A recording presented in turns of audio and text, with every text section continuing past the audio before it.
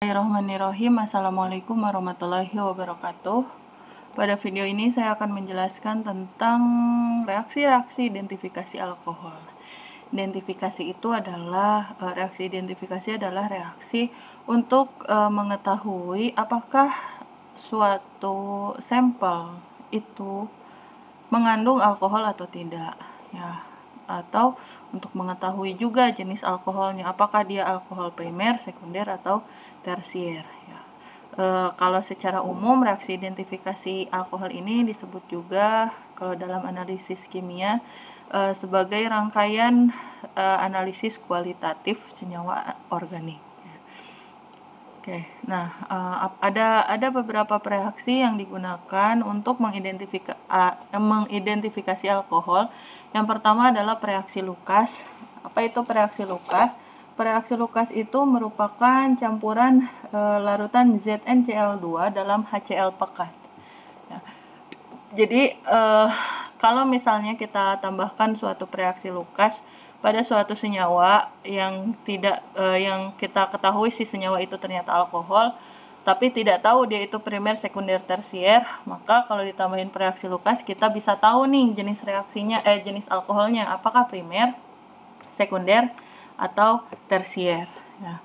Nah, gimana ngebedainnya? Jadi kalau dia ditambahin reaksi Lucas, bereaksi sangat cepat, berarti dia termasuk alkohol tersier. Kalau bereaksi dalam waktu beberapa menit, nggak langsung gitu reaksinya itu, berarti sekunder. Tapi kalau misalnya dia nggak bereaksi dan hanya bereaksi jika dipanaskan, berarti termasuk alkohol primer. Jadi dengan reaksi Lucas bisa kita identifikasi ya jenis-jenis alkoholnya, mau itu primer, sekunder, atau tersier. Jadi yang paling cepat itu kalau yang bereaksi paling cepat dengan reaksi Lucas berarti alkoholnya tersier. Yang bereaksi dalam beberapa menit sekunder, kalau harus dipanasin dia primer, ya. Reaksi Lucas itu tadi apa? Merupakan larutan ZnCl2 dalam HCl pekat. Nah, kemudian reaksi yang kedua yang digunakan untuk identifikasi alkohol adalah dengan menggunakan reaksi tionil klorida atau SOCl2. Maka nanti akan membentuk suatu alkil klorosulfit yang kurang stabil. Ya, kenapa dia kurang stabil? Karena si alkil klorosulfit ini mudah berubah menjadi alkil klorida atau haloalkana, ya, senyawa haloalkana yang mengikat Cl dan gas SO2 dengan pemanasan. Jadi kalau ditambahin reaksi tionil klorida kemudian muncul gas SO2 ya dengan pemanasan, maka kita bisa identifikasi bahwa larutan yang kita tambahkan reaksi tionil klorida ini mengandung alkohol. Kemudian reaksi yang selanjutnya yang bisa digunakan untuk identifikasi alkohol adalah asam sulfat. Jika ditambahkan asam sulfat, maka senyawa alkohol akan mengalami dehidrasi, menghasilkan suatu senyawa alkena. Ya.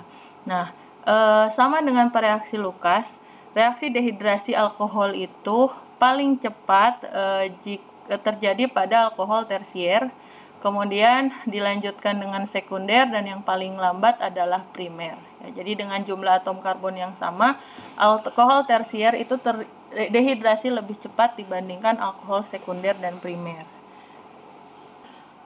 Kemudian reaksi selanjutnya yang bisa dilakukan, yang digunakan untuk mengidentifikasi alkohol adalah dengan melakukan reaksi oksidasi. Ya.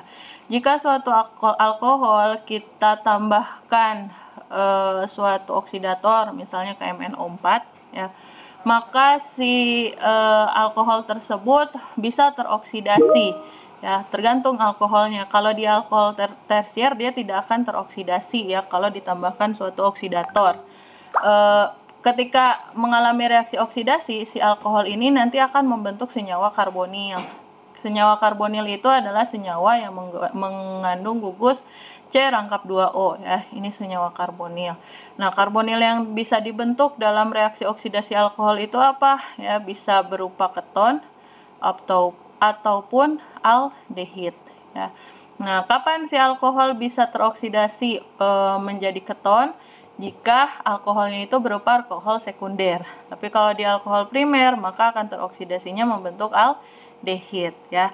Nah, jadi kalau misalnya kita mau mengidentifikasi alkohol dengan memberikan suatu oksidator, kalau dia teroksidasi maka bisa jadi dia itu mengandung alkohol primer atau sekunder. Nah, kalau tidak teroksidasi berarti dia mengandung alkohol tersier. Ya, baik, demikian ya penjelasan saya tentang reaksi identifikasi alkohol, di mana reaksi identifikasi alkohol itu bisa menggunakan reaksi Lucas berupa larutan ZnCl2 dalam HCl pekat yang bisa membedakan jenis-jenis alkohol, kemudian reaksi tionil klorida yang nanti akan menghasilkan gas SO2 ketika dilakukan dengan pemanasan.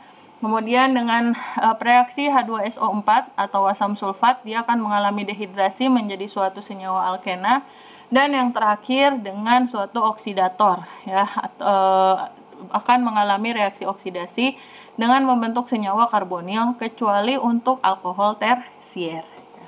Baik, demikian penjelasan saya tentang identifikasi alkohol. Terima kasih. Assalamualaikum warahmatullahi wabarakatuh.